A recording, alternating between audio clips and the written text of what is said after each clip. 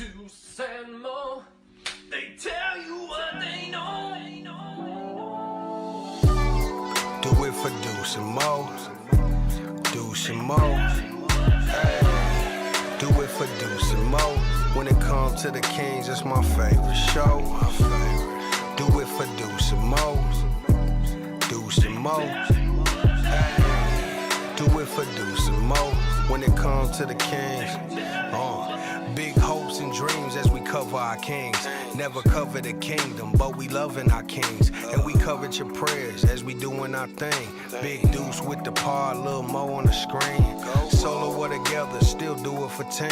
Never switch up for $1 or revenue stream. So we always got each other, balance out the beam. Deuce and Mo, and that's the end of the theme song. Do it for Deuce and Mo. We Deuce and Mo. are live! To the Kings, that's my favorite. Happy show. Friday nights. Oh, it's Friday. It's Friday. But during the NBA season for us, days don't matter. No. That's okay. Hope everyone's enjoying their Friday. What up, Deuce? Hey.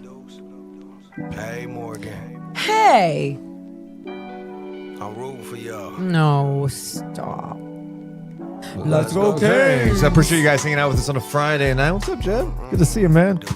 Kings get smashed, get clapped tonight by the Oklahoma City Thunder. Man, the first quarter was fun. That first quarter. Oh, my God. Vibes were high. It's okay.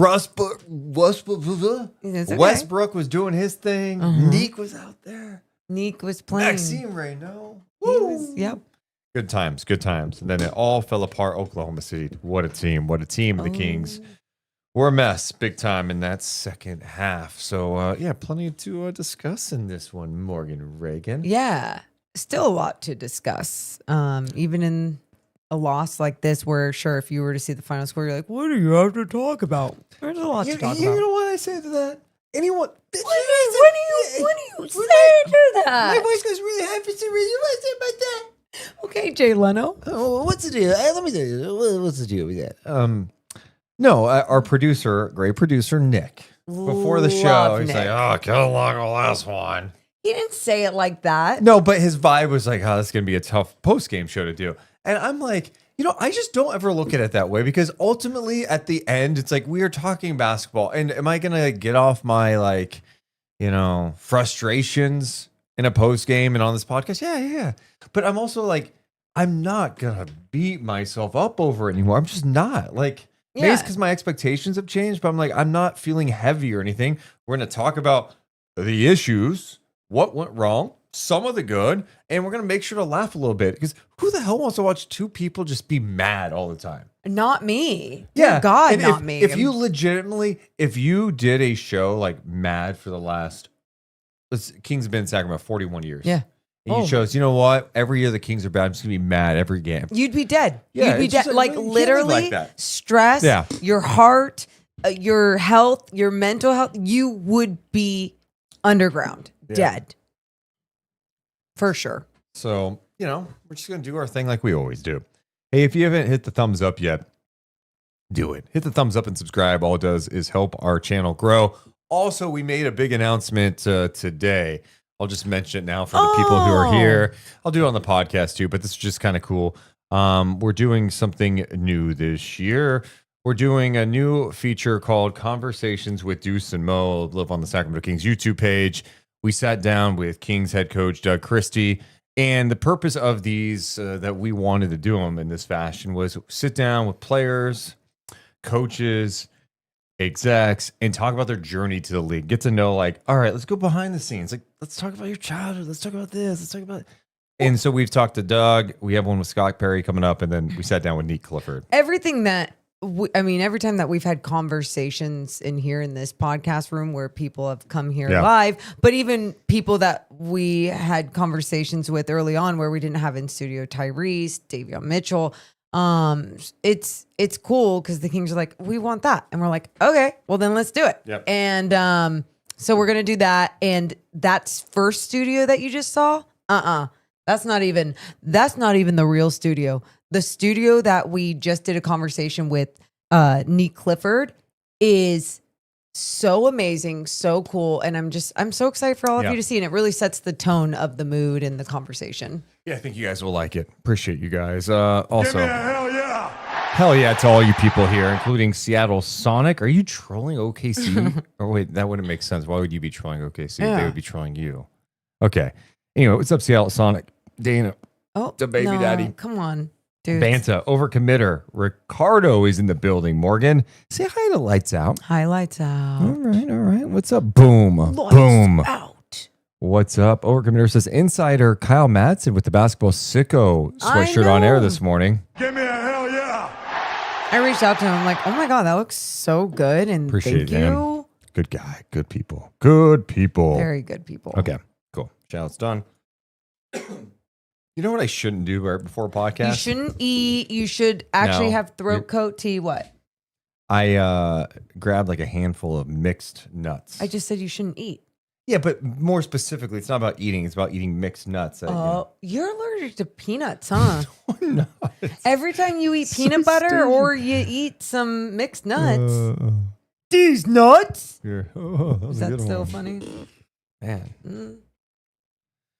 Ooh, tough one for you tonight, huh? In the chat, Joseph says, I'm an OKC fan, but I always watch you guys. Sorry for tonight. Don't Hey. apologize. Hey. Appreciate you being here. All right, Wasn't your fault. let's do it. Deuce and Mo, we're coming down. 3, 2, 1. Hit my music. Deuce and Mo. Deuce and Mo. Deuce and Mo. They tell you what they know. Deuce and Mo. Deuce and Mo. Deuce and Mo. The podcast that you know. Hey, welcome into the Juice and Mo podcast, recording this on a Friday night. The NBA Cup was back in Sacramento.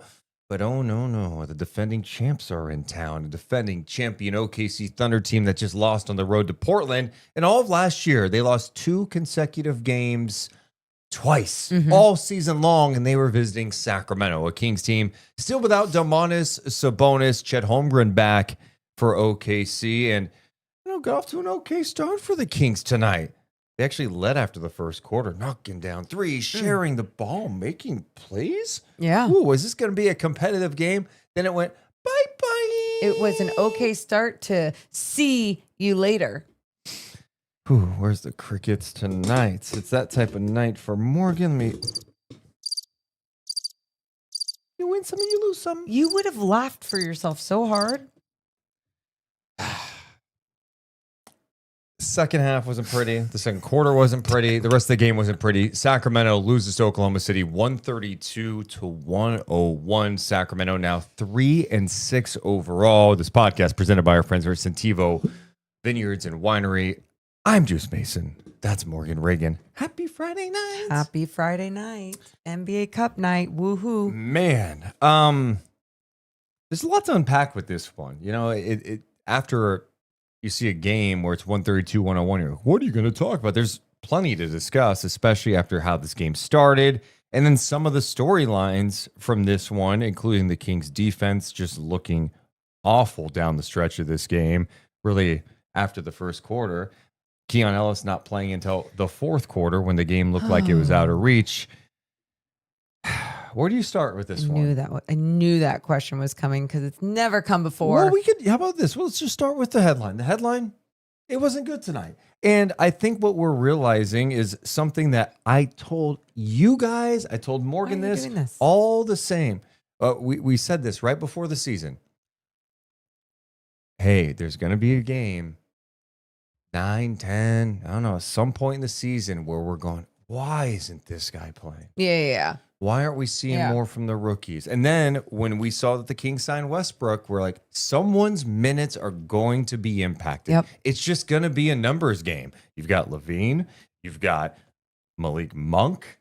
You've got, did we even talk about this earlier? Devin Carter. You got Neek Clifford, Schroeder, Westbrook. A lot of guards on this team. Malik. Yeah. You said him. So many guards. So someone was going to lose minutes.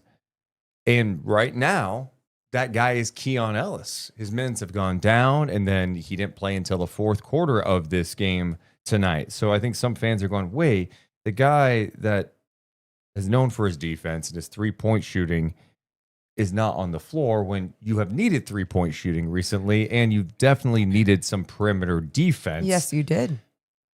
People are wondering, well, why? I definitely was wondering. They obviously were down a body, and that body being Domas Sabonis, so a big. They're stacked at the guard position. But when there's those moments or lapses or however you want to put it in the game, runs, when it seems like, hey, the unit you have out there, something's missing. Yeah. And it was so obvious what was missing at times tonight. It was the perimeter defense. The OKC finished with 60 points in the paint, but it was because there was no resistance. People were getting in at ease, lobbing it up to Hartenstein. I mean, name the way that they generated the shot in the paint, whatever. But my point to all this being is it felt like some of the rotations with some of these guys, it was why wasn't there different moments, different opportunities for different players, and especially defensive players like Keon Ellis who can put on that pressure?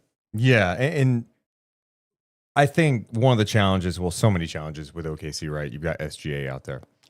They play two bigs, right? With Chet and Hartenstein, who was unbelievable tonight. Oh, just fabulous for OKC. But a lot of the defensive breakdowns you were saying, you mentioned it, it's the perimeter defense, but it's the pick and roll coverage too. And tonight, it was like, okay, if the big was up at the level, was the back line going to be there to rotate over with someone rolling hard to the basket? Yeah. Like, no, there wasn't. Or there was a miscommunication. You know, OKC is very good at, like, they're not just running a pick and roll. There's other actions going on around. All of a sudden, you've got a guy in the corner, a shooter in the corner who's rotating under the basket going to the opposite corner. So now eyes are wondering, well, there's a pick and roll happening. That weak side help may not be there. But there's ways to communicate and make sure you're there. There has to be some resistance. And when the help was there, let's just say Zach LaVine was in that weak side help and he had to come over and Hartenstein. Well, that's tough. That's tough. If you don't beat him to the spot, all of a sudden you're fouling him and it's too easy. So they had zero answer for OKC. Yeah. Which by the way, I thought that first matchup against OKC in Oklahoma City was there was a different type of flow to the game. Game plan, everything. Chet wasn't even playing in that game. That's the big one.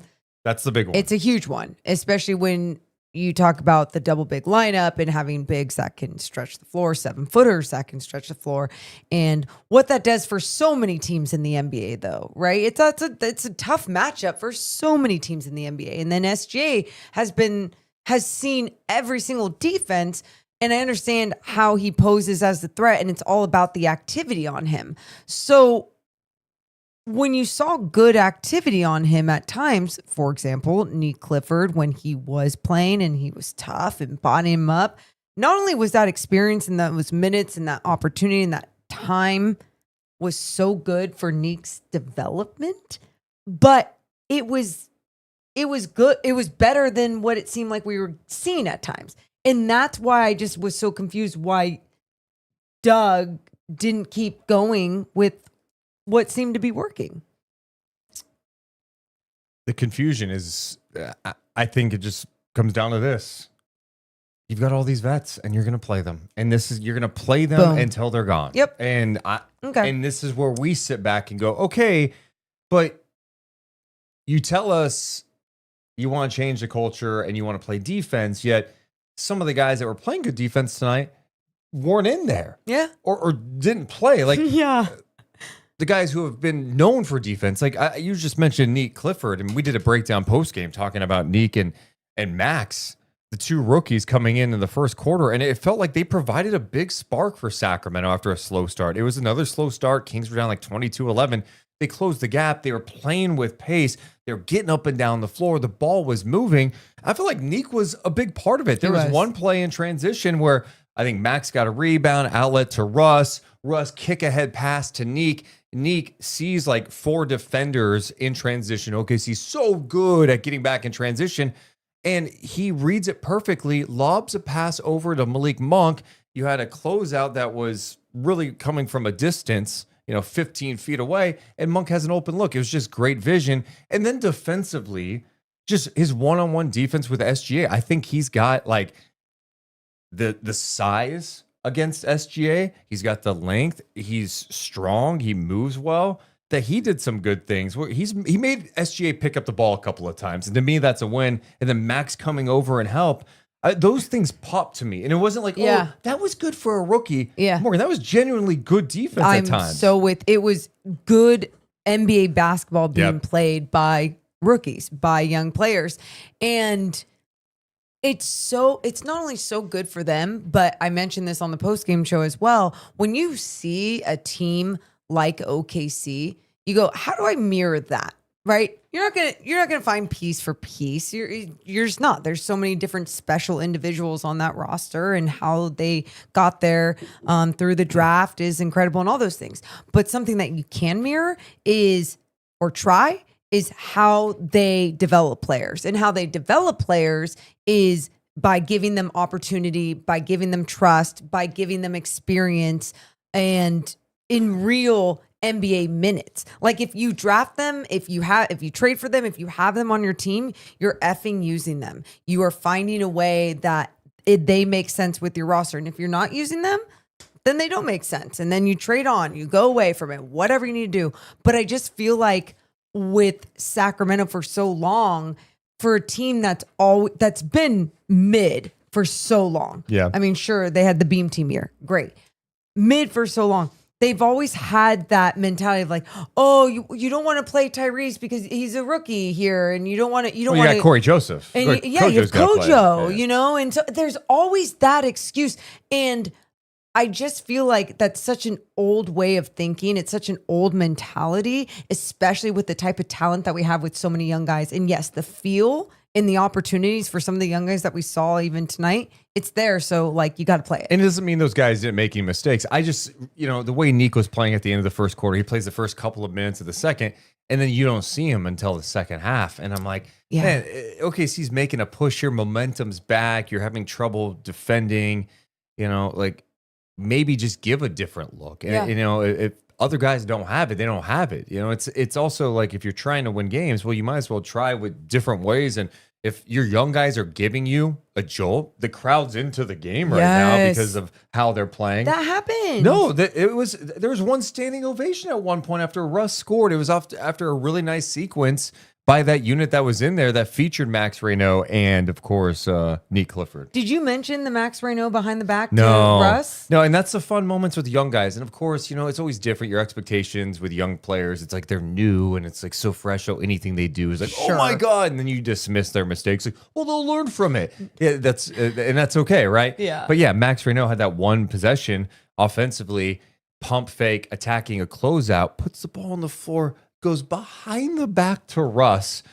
Instantly, the crowd's like, oh, they're like standing up because Russ was already knocking down a couple of threes. Yeah. He missed that three, but that was a sweet play. And look, Max also had, hey, welcome to the NBA moment where he's defending Isaiah Hartenstein on the perimeter, and Hartenstein gives him a little like brings the ball up, not even like he's shooting because Isaiah's not going to shoot a three-pointer, but brought that ball up like he was going to pass it, and Max left his feet. Yep. And then Isaiah went driving past him. And those are just like little lessons that you have to just go through. You can't learn, like, how many of us in life had to learn the hard way or through our challenges or through experience? Like, that's just how you get better. And with Max, yes, I totally agree. There's going to be like you have Sabonis, right? Like Sabonis is out right now. You have Sabonis.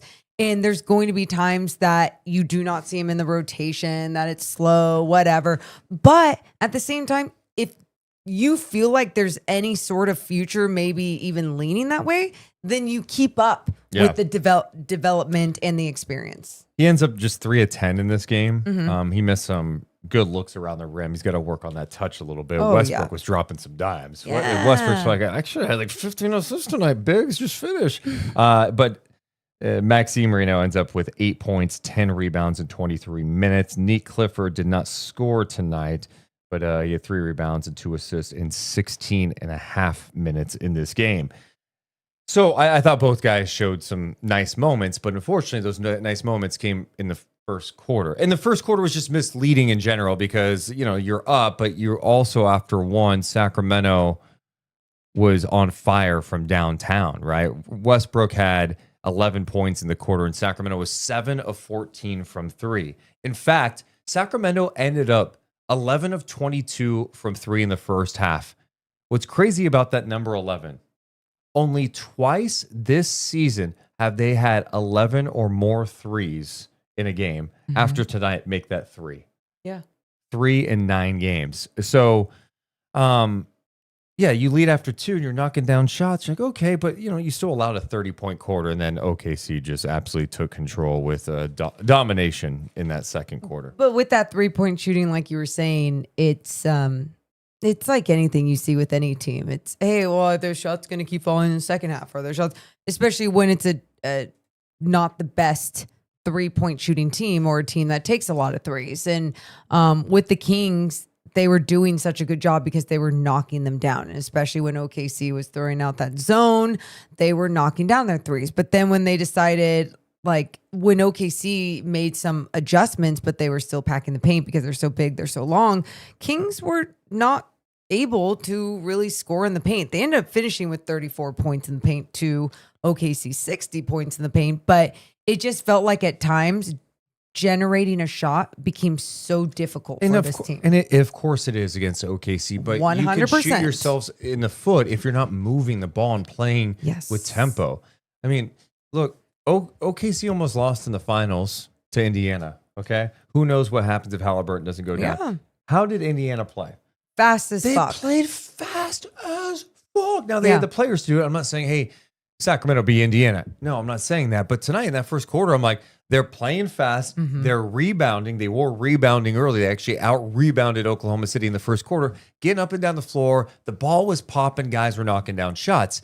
But then it gets stagnant, And one guy that, comes to mind on this is in the half court. It's Schroeder.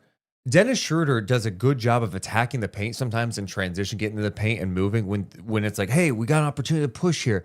But when it gets into a half court set, there's too much thinking. There's too much holding of the ball, and you're just waiting. And this is the last team you want to be standing around in the half court with. This OKC team, are you kidding? Yeah. Schroeder, by the way, had a rough night. Oh, it's not good. 0 for 10 in this game. 0 for 5 from 3. In 25 minutes, he had 2 points and 8 assists. There's too many times, though. It's like, okay, sure, that we can talk about his offensive game in a second, but defensively too, there's just too many times where he's standing up on a play or like giving up middle. You can't be giving up middle and allowing guys to get into the paint. There's no better example of this than the third quarter where instantly he's pressuring and almost forces a turnover. 94 feet. The consistency is a big problem on that front. And oh my goodness, I'm about to lose my mind right now. No, because I just remember the start of the third quarter. Oh, yeah. All right. Dennis found DeMar for a 3. Beautiful. Get into the paint, kick out 3 ball, bang. Then he's picking up, right? And they're just relentless. Ball gets deflected out of bounds. Then the Kings force a turnover on the inbound. Tremendous defense. Not even a minute later, after OKC scores, the Kings go to inbound. Schroeder is getting ready to inbound. There's no one to inbound to. Schroeder's looking, I got to call a timeout. Doug Christie has a call a timeout less than 2 minutes into the third quarter because there's nobody to inbound to for Dennis Schroeder. Everyone was just looking at each other. Now, if this is a young team, if I saw a lineup out there, it was like, hey, it's Neat Clifford and a whole bunch of two-way guys and Max, and oh man, they got to learn from that. At that point in the game, you had Schroeder, Levine, Westbrook, DeMar, and Eubanks out there. Yep.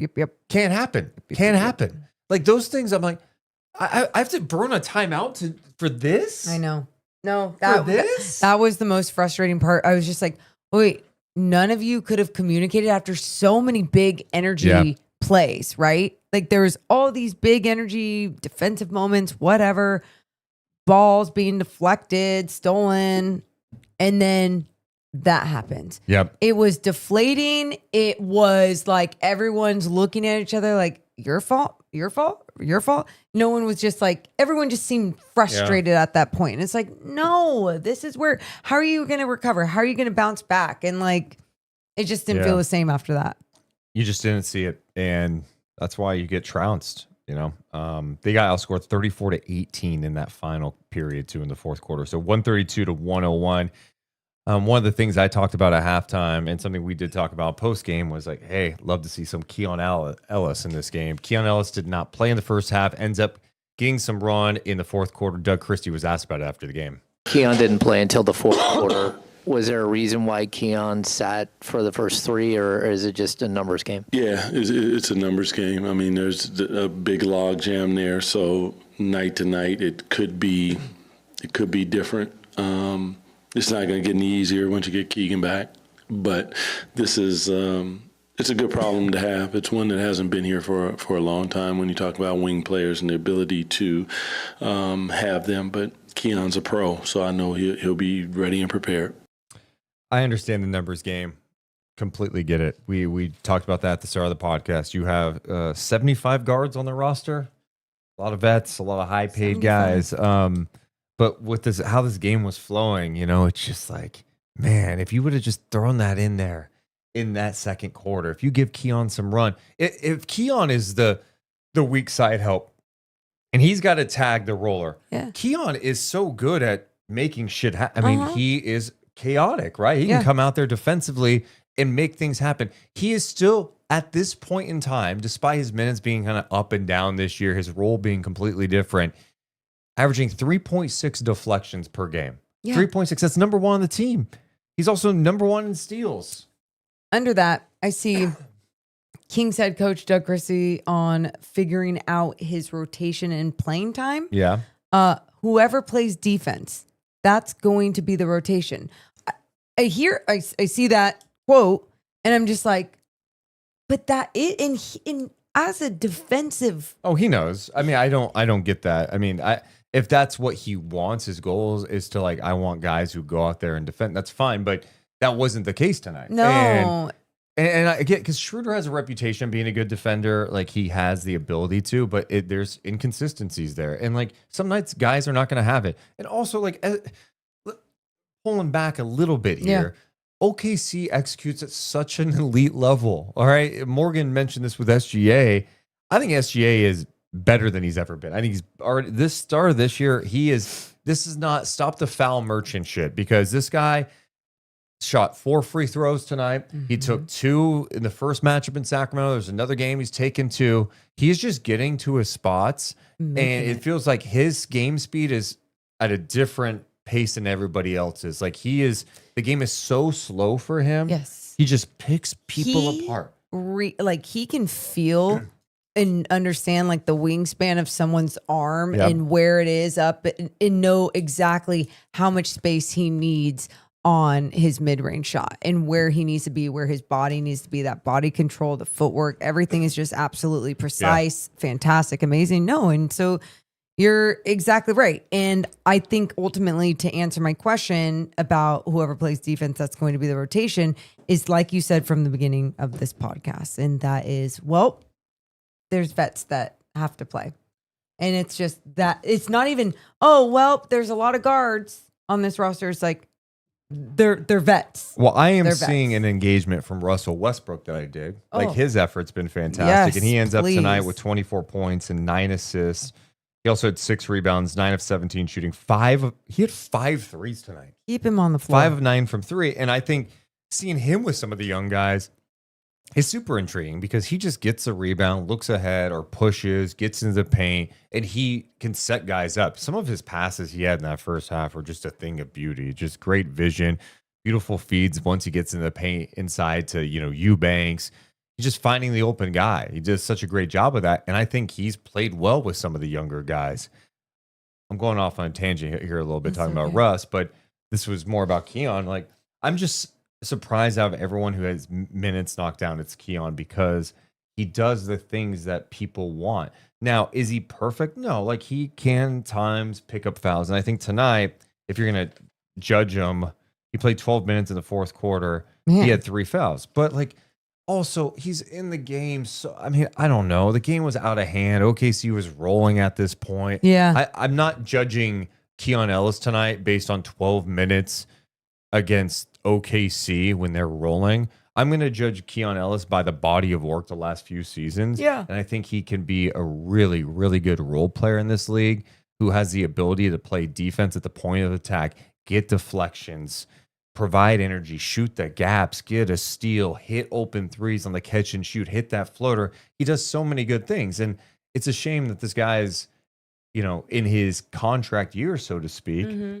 And he's faced with this because I think he's a good player. I think a lot of teams in the NBA would want Keon Ellis on their team, and Sacramento is not that good of a team to be sitting someone like Keon Ellis in a game. And that's the frustrating part too, because he can get it done on both ends of the floor. And even if you want to say, we want to point out all of his flaws, if like he's undersized or he can get handsy or whatever and pick up those fouls. But I will say that with him too. And you mentioned this to him in a post-game interview, it's like some of the same calls that like the way that he's playing defense, officials would never call that on a star. It's like on a superstar. They're calling that always on a role player or a rookie. And it's just like such an obvious thing, the different calls that some of these guys get. And with Keon, when he is physical, I do believe that he does get some of those calls that wouldn't be a call for everyone. Yeah. And I'm stuck when Doug mentioned, it's going to be more challenging when Keegan gets back. I'm like, yeah, who was Neek going to not play now? No. Okay. No. You can't play everybody. What do you do? Well, you got to make some trades at some point. And that's, again, this is something we talked about before the season is, there's got to be some patience from everybody. Like, all right, let's see what the deadline looks like. I mean, right now the Kings are sitting at 3-6. They don't look like they're going to be a team that's going to be crushing it this year. Are they able to maybe move off a couple of contracts and open up opportunity for the younger guys to develop? And that's like the thing tonight. It's like I want to see these guys. So that's why it was good to see Max play the time he did. But I would have liked to see Neek play way more minutes than 16 minutes when you lose by like 30 plus points. Like, make sure he's playing with Keon tonight. I thought some of those rotations, though, I forget if it was early on or whatever point it was. It felt like it was like quick stints for people, 2 minutes here, 4 minutes here, whatever it is. And I know that's a style that they've been doing in Memphis, but that's their actual like strategy, right? Like that is their coaching philosophy. That is their strategy.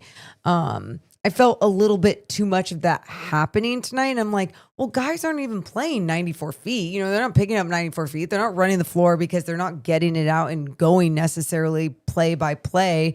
So they're in that half court set. So it's not like legs are tired, people are tired. So I didn't understand that necessarily when that was going down. Cause I was like, people can't even get their flow. Neek couldn't even get his flow after playing the 2 minutes in that second quarter and then coming out. There's no shame in losing to Oklahoma City. Mm-hmm. It's just more how they lost. How, yeah. Hey, give Drew Eubanks the love he deserves. Yeah, I thought Drew had some in the first half. Had some really nice moments at the rim. And some help defense.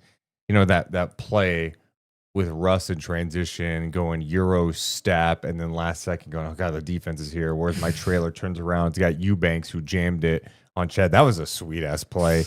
Eubanks ends up with 16 points. But I said this to you on the TV post game. He also had 1 rebound. And that's not all on him. He's playing with smaller lineups. He's out on pick and roll coverage. It's challenging, but Isaiah Hartenstein tonight had 33 and 19. It's a lot. It's a really good game. That's a Shaq stat line. 33 and 19? He was eaten up tonight. He was 14 of 17. Isaiah Hartenstein had 26 points in the paint tonight. Jesus Christ. And no, that's not all on him, but I'm just saying from like a rebounding perspective. But yeah, I think Eubanks has definitely played within himself more. And like OKC was willing to give up some looks early. He had I think he had the first 6 points for Sacramento. But then like Westbrook's ability to like set up his bigs. That's it. Westbrook draws so much attention with his speed and athleticism getting into the paint, and Russ has a good feel. Such a smart player. I mean, not only trying to make his teammates better in so many moments, and obviously when you see some of his mistakes when he's going up into these long arms into the paint contesting, you're like, what are you doing after you just did something great? It happens. Like, he's human, he's going to make mistakes, but some of the good things that he's been doing out there are just like really smart. Getting what do you do that time? SGA was trying to pull the chair. Dude, that was actually a sweet moment. Yeah. This was when was that? That was late second quarter. And it's still a game at this point, right? And then OKC closed so well at halftime. Ended up scoring 70 points in the first half. But it was about 4 minutes to go, and Russ calls for like an ISO on SGA, goes right at him, draws a foul. Then next play, give me the ball again. Let me do it again. And I don't know if it was really a foul, to be honest. I didn't think it was. SGA kind of like pulled out the chair a little bit. Uh-huh. Whatever, they called a foul, and it got OKC in the penalty. And I'm like, what a smart veteran move. He likes the matchup. He knows, hey, the next foul gets him in the penalty. Let's go get it. Yeah. And then when Russ makes his first three and he does that thing. Dude, what Westbrook shit talking. Like, if I was a defender, I'd be so annoyed by it. It's like, dude, you hit a three and you just like celebrate right in my face. Yeah, I'd be pissed. How about his 3-point shooting? One of my favorite things about him right now, especially, it's like, okay, his 3-point shot hasn't been great. And then in Sacramento, he all of a sudden starts making it. Love it. Yeah. I'm trying to see where he's at right now officially to see if it's actually updated. Sacramento, look at NBA.com real fast. 3-point. Malik Monk shooting 52.9%. Damn. Where's Westbrook? 9 games. He's shooting 45.7% from three, taking 5 attempts per game. The attempts, by the way, second on the team. Wow. And he's shooting 45% from three. You like seeing that number tonight from the Kings, though, the 43-point attempts. Man. No, I love seeing that. That was a huge. I mean, they haven't done that this year. No. They were 15 of 40, so they go cold late, but still 37% on the night. They shot 41% as a team, though. My goodness. We did see a full-on Russ experience at one point where he took that three. The ball goes out of bounds. There's 6 seconds left on the shot clock. He gets a look at three, and he just launches it. And you're like, okay.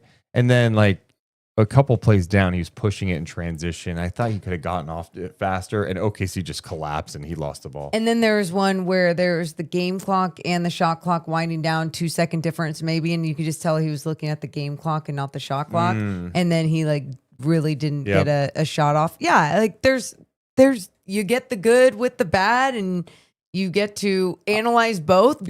But it's overall the fight and the energy that he has brought so far. It's not only us just being like, holy shit, yeah, you can feel it, you can see it.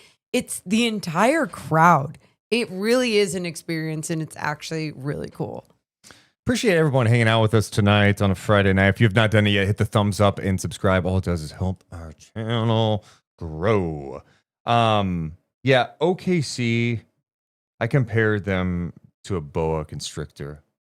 They literally will just suck the life out of you. And a boa, they don't just like put you to sleep in a second, kind of wrap around, right? So, and they just tighten and squeeze, and they just suck the life out of you.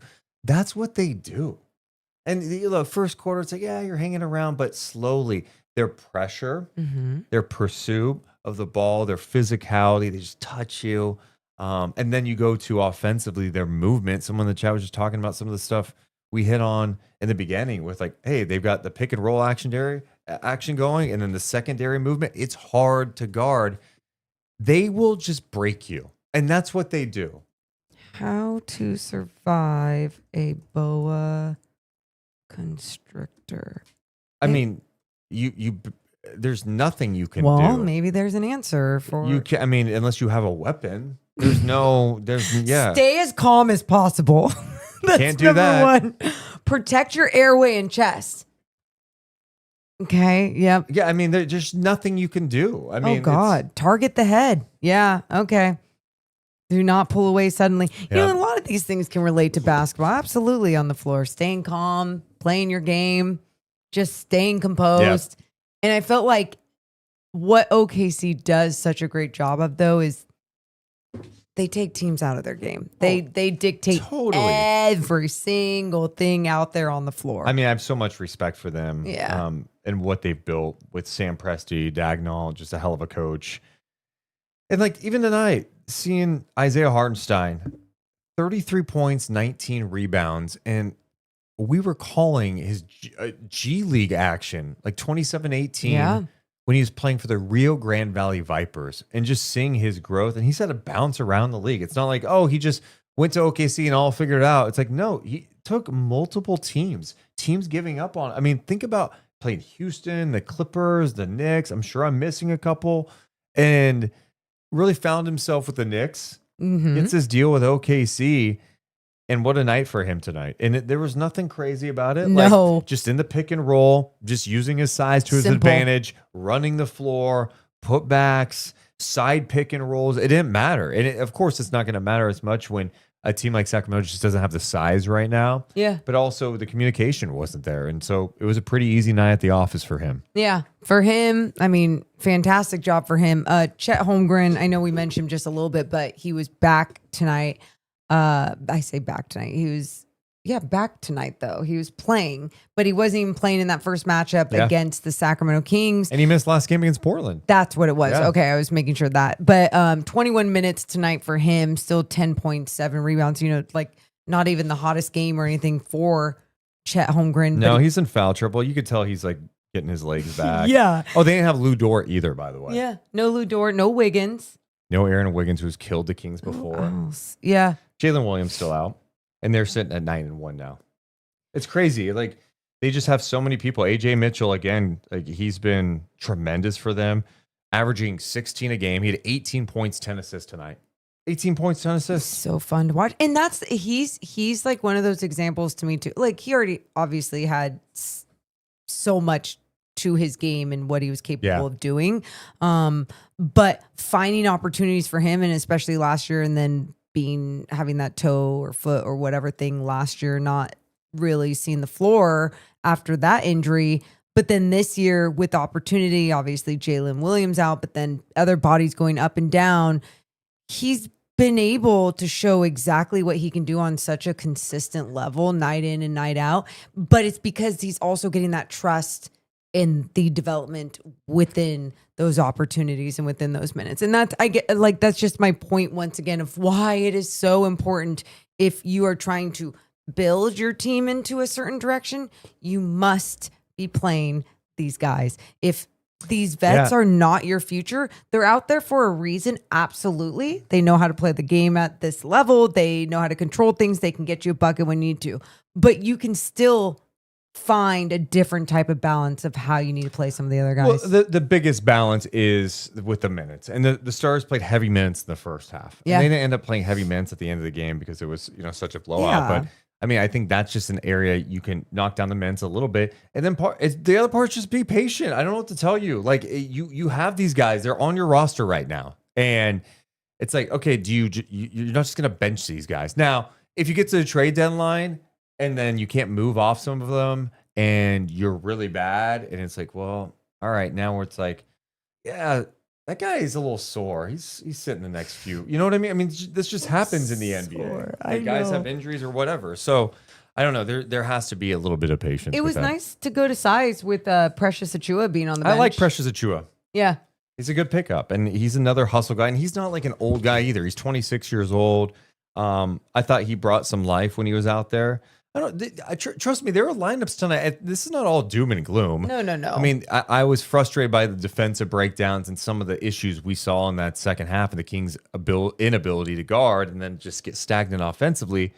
But like, there were moments with lineups you're like, oh, if this was a lineup for a stretch, I think I'd enjoy it. You know? Yeah. Oh, good. You're gonna go to your lineups. Like, you have let's see here. Let me look at some lineups that I liked here. Well, that stretch with Neek was in there was kind of fun. I think there was like Neek, Monk, Russ, DeMar, and Max. Then you had a lineup that had Dennis, Monk, Cliff, Neek Clifford, DeMar, and Max. I'm trying to think what else. They were just fun lineups. Oh, no, this is the one I really liked. Yeah, because this was the one that kind of got him back in the game. It was Neek Clifford, Malik Monk, Russell Westbrook, Precious Achua, and Max Raynell. Deuce turned to me and go, wouldn't you enjoy watching this a little bit more? It's fun. And it's like, yeah, I would. Everyone's sharing the ball. All those guys out there are playing hard and free. Like Monk wants to get up and down the floor. Neek does. He's young. And as a basketball fan, you're excited Russ, to see them get better too. Precious is gonna, crash. Yeah. Max making plays. Like we mentioned the play he made offensively. How about the one I even mentioned? Isaiah Joe. He gets switched on to Isaiah Joe on the perimeter, and that could be night for a lot of bits, right? Yeah. This rookie was moving his feet well. Isaiah was like, all right, I'm going to try to beat this guy off the dribble. Max stayed with him. Yeah. Isaiah had to go like underneath the basket. Neek kind of shaded over and help. Isaiah kicks it back out, and then Neek with a great closeout on Jalen Williams, I think it was. But it was just such great activity. I'm like, I like a big that can move his feet a little bit. This guy's 7 foot and is not being destroyed by Isaiah Joe right now. Love it. That was good shit. So that lineup was fun to me. Yeah. I would have liked to see that more. Like, just throw that out there. I know. I think a lot of people agree with some of these statements. And I also know Doug, the coaching staff, the people within the organization, like, They're watching all these practices. Yeah. They see things. They go back and watch film. They see things as well. But there could be that bigger plan too, like we were saying, of just like, okay, making the tweaks. They made a tweak pretty quick with Isaac Jones and going with Precious too.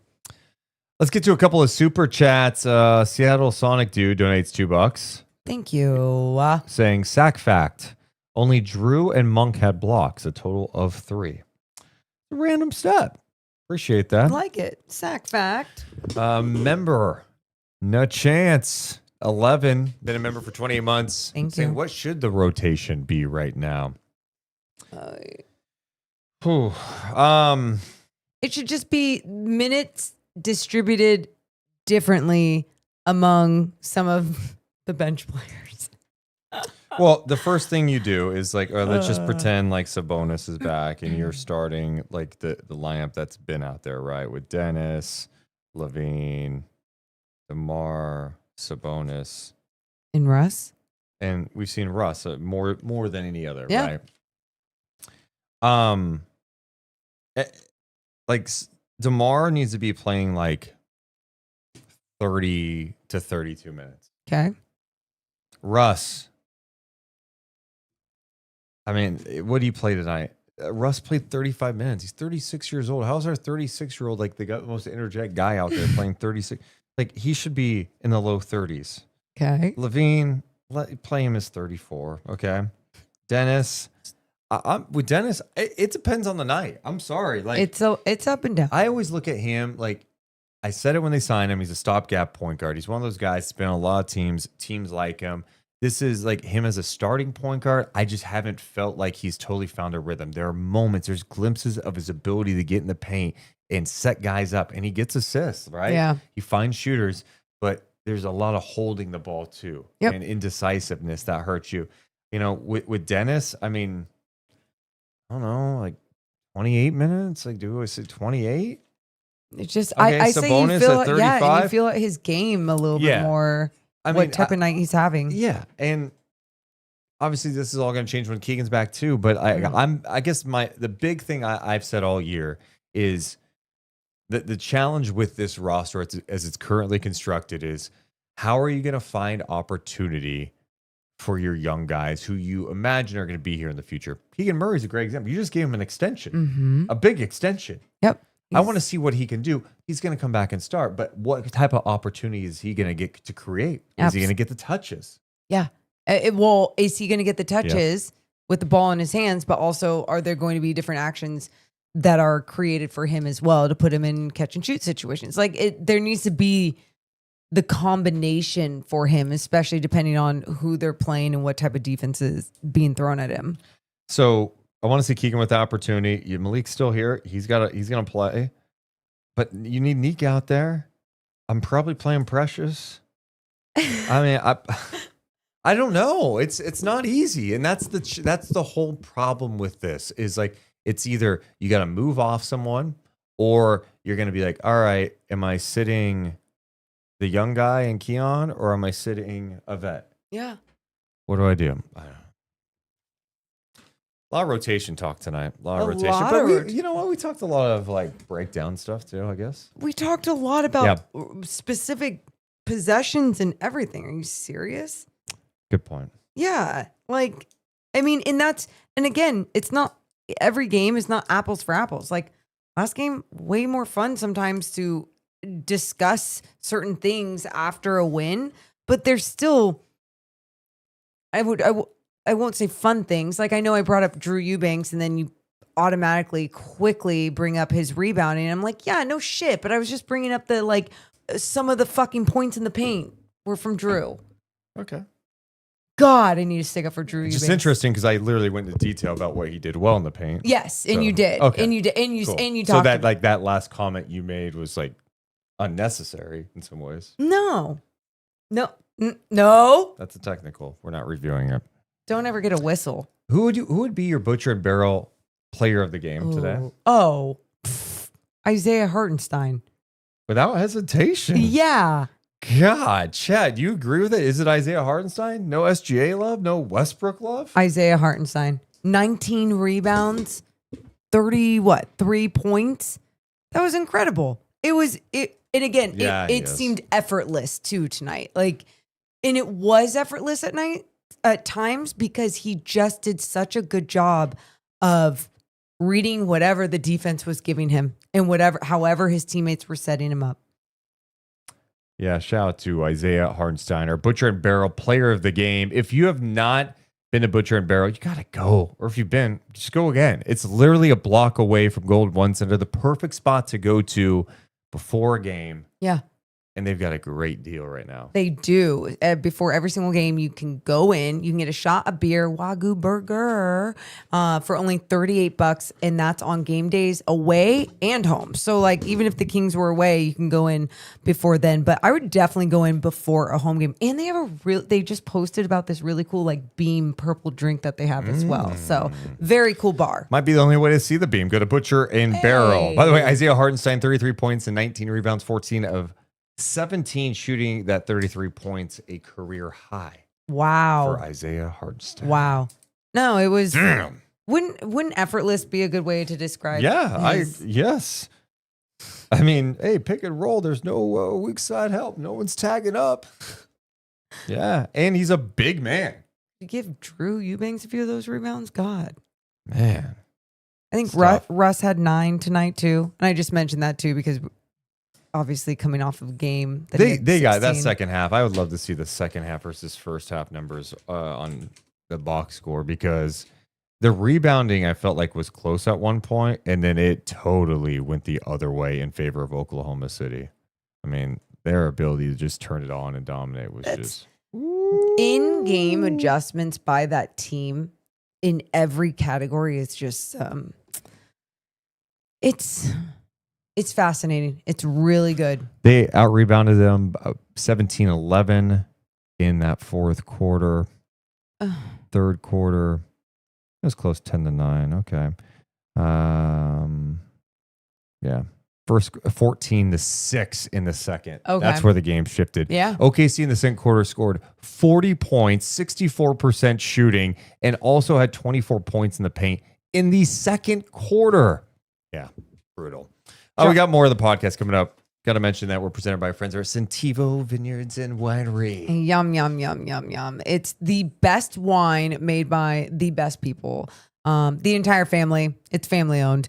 They're all Kings fans. They're amazing humans. And they have a new tasting room that's in Suisun Valley, which is around Fairfield. It was just voted the best wine region in the U.S. Yep. Better than Napa, better than Santa Barbara County. I know. Take that, Santa Barbara County. Yeah.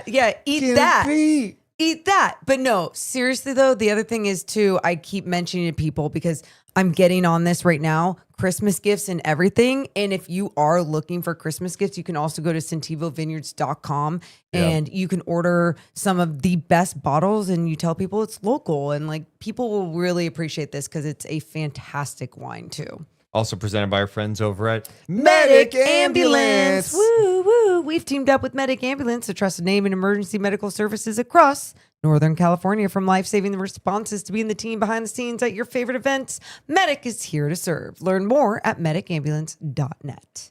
Appreciate everyone's support of the Deuce and Mo podcasts. I was just looking at social media and people were showing a Basketball Breakdown put up a video of the play tonight where in transition after Westbrook turned over the ball, AJ Mitchell going the other way, and Westbrook fouls him. It was deemed a flagrant foul. They wrote on Twitter, don't be surprised if Russ gets a suspension for a game for this. It looks premeditated considering he threw the ball away. This is one of the most dangerous things you can do on a basketball court. I will say this.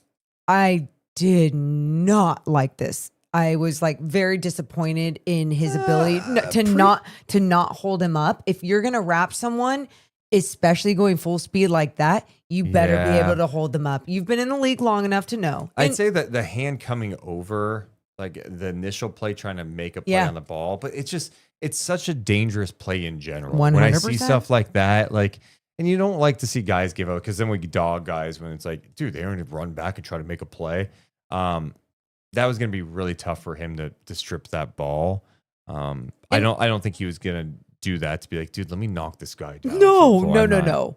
His intent was purely effort and trying to just make sure he's wrapping him so he wasn't going to be able to finish and get an and one. But like, it's like we were just, it's so dangerous with the speed and the strength that these guys have these days where you just got to pick and choose. Yep. Easier said than done when you're in the moment. But like I said, Russ has been in the league long enough where I'm just like, you just got to make that good choice because that could have really fucked someone up. I don't think that's a suspension. No, I don't either. But I feel like it's a flagrant foul. I mean, that's what it was. Yeah. I was surprised that it wasn't more. A flagrant too? For a second, just because it was like almost like the way that he kind of followed through on the strip down, I just thought was so dangerous. And because if AJ Mitchell had hurt himself, I think it would have been a flagrant too. But because he got back up, I think they were fine. But there were the wind up, the fall. I mean, there's so many. The way he hit his neck and his head on the stanchion, it scared me. Yeah. I would be saying, and I'd be saying this for any NBA player, any team. Well, SGA, I looked down at the Thunder bench when it happened. SGA was pissed. Really? Yeah, he was not happy about it. Yeah. But I don't blame him. Yeah, no, you got to be careful with those plays. And again, Russ's intent was nothing. That's why he was checking in on him, just like, shit, my bad, all the things. Here's a fun one for the chat. Yeah. What's the moment of this game? The moment of the game, the J Street Dental moment of the game. I got mine. 132-101 NBA Cup. What's yours? NBA Cup. Drew Eubanks in transition with the jam in the second quarter. Okay. Yeah, it was a nice jam. It was. Great jam. A good candidate. Okay. I mean, you can't leave out the Westbrook Euro step that created that, his ability to push in transition. And then the pass. The pass is more impressive than the dunk. 100%. Literally, okay, do I need to state that Drew Eubanks would not have the points that he had without Russ? I didn't say that. Okay, because Russ makes him that much better. But that specific jam was, I want this to be the moment too, but Max Reno behind the back to Russ. 4-3, but misses it. Just I like that. The crowd taking that breath, waiting to explode was so great. And then you don't have to put this one, but if anyone was there at the game tonight and some of the final free throws, if 2 free throws are missed, they get free pizza. The crowd gets free pizza. And 1 free throw was missed, and then the crowd just is like going wild, getting loud, trying to make him miss the free throw. I think it was Isaiah Joe, and then he makes the second. Couldn't even get free pizza tonight, Tough night. Tough night. Tough night at the office. I'm looking back at my notes to make sure I didn't miss anything. I really like the Max attack, the closeout behind the back to Russ, because I had it in all caps on my sheet. Yeah. That play where Max had the rebound, Russ, the quick look ahead, the Neek, and Neek cross court to Malik for 3 was pretty sweet too. I don't think that's going to be the moment of the game. In the chat, Overcommitter says, moment of the game was DeRozan foot on the line again. Damn. Debo hit 4 of 7 from 3, though. Yeah. How about that tonight? There was another 3 that I thought his foot was on the line, and they just weren't going to review it. He ends up with 18 points, 7 of 13 shooting, 5 rebounds, 3 assists in this game. All right. I mean, So which one got to be our J Street Dental moment of the game? we put that the Max play behind the back, Okay. and then the Eubanks dunk from Russ. Okay. Cool. Very nice of us to do that. That was our J Street Dental moment of the game, enriching lives and enhancing smiles. Head to jstreetdentalgroup.com. You can also check out their sister office, Sacramento River Dental.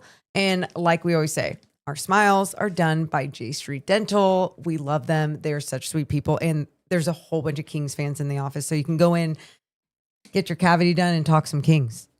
For fun, I went back to the no. our J Street Dental moment jar and just pulled a moment just to reflect, right? We had a rough night. Okay. Kings lost. Okay. Here's a moment from November 16th, 2024. Okay. So almost a year ago. Proceed. Against the Utah Jazz. It was a back-to-back for Sacramento. They won the game 121-117.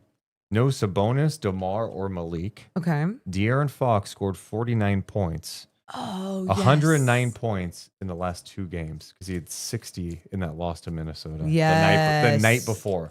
That was, I will say that those 2 games in a row, I was like, wow. I was just in awe of seeing something so special back-to-back nights. We're like, this guy, 109 points in the last 2 games and the Kings short-handed? That's so cool. Yeah. Good moment right there. Yeah. That's a good moment to look Really back good on, huh? moment. That was. No, hey, that was your first one you pulled too? That was the first one I pulled. Woof. Dude. By the way, De'Aaron Fox makes his season debut for the Spurs coming up tomorrow. Wow. See Good what for that looks him. like. What it looks like. Is there anything else we need to hit from this game that we did not hit on? We hit on rookies. We hit on Russ. We hit on OKC. We hit on minutes and rotations. Here's one. Yeah, what you got? We don't intruder. Is OKC? I mean, are they going to repeat here? How could they not? I mean, I can name some reasons. I know, health, blah, blah, blah, blah. It's the NBA, yeah. Yeah, I'm so impressed by their start. And it's similar to last year and the fact that they had injuries too last year, right? Like Hartenstein missed time, Chet, and it's the same thing this year. And they just find ways to beat you, which is such a disciplined, well-coached team, a group that's so together. Yeah, it's a tough one. I mean, we haven't seen a repeat champion in a long ass time. No, and I hope they stay healthy and can keep playing this style of basketball too. It's fun to watch. It's fun to watch. It's obviously not as fun when I'm playing against the team you root for, but it's still just such a fun style of basketball altogether. And when you do see some of the other guys step up off the bench, their depth, it's just like, yeah, they're a pure basketball team. Just a good also, a lot of good team. people work for them, including 2 people we got to see tonight. If you guys watch League Pass, you would definitely know these people. Nick Gallo and Paris Lawson on the OKC broadcast team. Beyond talented, but really just great individuals. Yes. It was good to catch up with them tonight. Yeah. And just like, you're just jealous a little bit. Like, So jealous. Yeah, that'd be nice to win a championship. And I'm like, we got a G League one. Let's go. Deuce and I are like bragging to them, like, oh yeah, we get to get Stockton Kings G League championship rings. Oh, what? Oh, OKC got. Oh, Got it. So happy for them though. They're like, I love when good things happen to good people, and they deserve all the good basketball and stuff. But absolutely. Well, next up for the Sacramento Kings, back in action on Sunday. This tough homestand continues with the Minnesota Timberwolves coming to town. Hey. They were in Utah. They won 130. Excuse me. I don't think they were in Utah. I always mess this up. It was in Minnesota. My bad. It was in Minnesota. The Wolves won 137-97. It's a lot. Wow. Anthony Edwards, second game back, 37 points in the game. Yeah, that's going to be a tough one coming up Sunday, especially with Ant. Then the size up front, right? With Gobert. Randall's been playing some great basketball. Who knows about Sabonis? Yeah, because like that's the thing too. Sabonis, don't rush. Like a contusion, that's a rib contusion that needs time. Yeah. It just needs to. And sure, you might be like, oh, I feel better, whatever. But you have to have like football padding underneath your jersey, then whatever it is. Especially when you're going to be battling up against some of these bigs down low, needing to be that second line of defense when Ant is getting into the paint. Yeah, it's a tough one. And then after that, Denver comes to town. They were in action tonight, taking on the Warriors, beat Golden State 129-104. No Steph Curry in that game. He's still sick. He missed another game due to illness.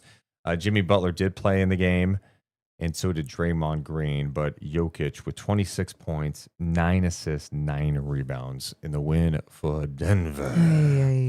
So, yeah. Coming up for us tomorrow, we got an NBA G League game. Yeah. Stockton Kings season debut will be in the 209, calling some Stockton Kings San Diego Clippers. Then back at it Sunday on Kings pre and post, Kings Wolves. And then we'll be back here reflecting on it all. And then Monday off.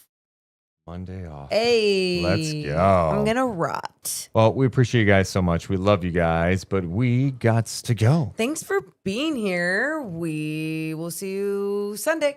Bye. Deuce and Mo, Deuce and Mo, Deuce and Mo. They tell you what they know. Deuce and Mo, Deuce and Mo, Deuce and Mo. The podcast that you know. Deuce